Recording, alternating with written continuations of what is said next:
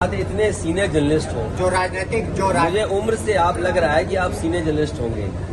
ये कहिए कि कांग्रेस पार्टी अब मुखर हुई है। ये वही कांग्रेस पार्टी है जिसने जाति जनगणना के आंकड़े नहीं दिए, जाति जनगणना नहीं होने दिए। ये चमत्कार है, प्रखर मत बोलिए, ये चमत्कार है, क्योंकि सबको एहसास हो गया है कि जब तक पिछड़े, दलित और आदिवासी और अल्पसंख्यक भाइयों का साथ नहीं लोगे तो आप कामयाब नहीं होगे। आपने नहीं देखा, प्रधानमंत्री जी खुद कहते हैं हम पिछड़े हैं, तो अगर पिछड़े, दलित और आदिवासी और अगड़े भी कुछ अगर जाति जनगणना मांग रहे हो तो इसमें क्या बात है। तो ये तो चमत्कार सी है कि कांग्रेस पार्टी भी चमत्कार में आ गई और कह रही है उन्हें भी जाति करना चाहिए, क्योंकि उन्हें पता है कि वो वोट जो ढूंढते थे वो वोट अब उनके साथ नहीं है। सर, तल्खी की यही तो वजह नहीं है। नहीं, तल्खी की वजह ये नहीं है। तल्खी की वजह मैंने आपको बता दिया कि अगर आजमगढ़ के साथ किसी पार्टी के लोगों का इमोशन है तो दूसरे पार्टी के लोगों को बड़ा सावधान होकर के बोलना चाहिए, क्योंकि अगर वो आजमगढ़ के लिए बोल रहे हैं तो उनके भी क्षेत्र हैं जिनसे उनका भी इमोशन है। अगर हम लोग इस तरह की टिप्पणी करेंगे तो आपके पास जवाब नहीं होगा। सर, ओपी राजभर का एक बयान आया, हवाई अड्डा है, उसके धार्मिक नाम का। अरे बीजेपी से और क्या उम्मीद करोगे आप। हम सब व्रत पे हैं, बीजेपी स्वीकार ही नहीं करेगी, और बीजेपी जो करती है वो किसको नहीं पता है। तो ये कोई नई बात है क्या? ये बीजेपी का तरीका है काम करने का। लेकिन अगर उनसे ये पूछो कि आज महंगाई बढ़ गई है, बेरोजगारी बढ़ गई है, बिजली का बिल आम आदमी नहीं दे पा रहा है, हरदोई में किसी किसान का अभी तक धान खरीदने का इंतजाम नहीं होगा, जो एमएसपी है जो मिलना चाहिए वो तक सरकार नहीं दे पा रही है, और कहाँ सरकार सपना दिखा रही थी कि आय दोगुनी होगी किसान की।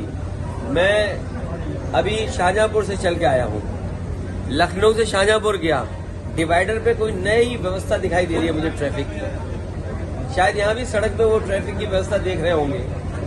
तो सोचिए, अगर ट्रैफिक व्यवस्था का सब इंतजाम किसी के हाथ में चला जाएगा तो लोग मरेंगे कि नहीं मरेंगे। हरदोई में भी लोग मरे होंगे। सर, स्वामी प्रसाद मौर्य का एक बयान है, थोड़ी नीचे कर आईडी, अरे आईडी नीचे कर लो यार थोड़ी।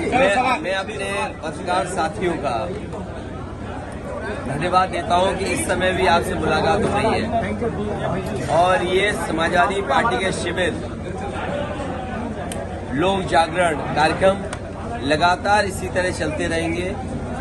कल शाहजहांपुर में था और आज खत्म हुआ है, हरदोई का आज शुरू हुआ है, कल खत्म हो जाएगा। मुझे उम्मीद है कि इन लोक जागरण कार्यक्रम के माध्यम से हमारे कार्यकर्ता जागरूक हो रहे हैं। कार्यकर्ताओं के सामने क्या चुनौती है, किन परिस्थितियों में किन चुनौतियों का मुकाबला करना है, उन तमाम चीजों को समाजवादी पार्टी के वरिष्ठ नेता कार्यकर्ताओं के बीच में पहुंचा रहे हैं। और मुझे उम्मीद है कि जो बदलाव हम 22 में चाहते थे, समाजवादी लोग उस बदलाव को नहीं कर पाए, लेकिन इस बार जब 24 का चुनाव होगा, चरम सीमा पर महंगाई, चरम सीमा पर बेरोजगारी, चरम सीमा पर अन्याय, परिवर्तन होकर के रहेगा। और इस बार हरदोई और मिश्रिक लोकसभा दोनों समाजवादी जीतने जा रहे हैं। सर, जो गठबंधन बन रहा है हम सब हिंदू हैं, इसका मतलब आप भी हिंदू हो, हम भी हिंदू हैं। इसका मतलब इस स्तर पर इस तरह के कार्यक्रम कर रहे हैं, क्या लाभ मिलेगा? ये देखिए, लाभ ये है कि हमारा कार्यकर्ता जागरूक है और उसको समझ में आना चाहिए कि बीजेपी के आने से बाबा साहब भीमराव अम्बेडकर जी का संविधान खत्म हो जाएगा। अभी आपने जिला पंचायत चुनाव देखे होंगे, एमएलसी के चुनाव देखे होंगे।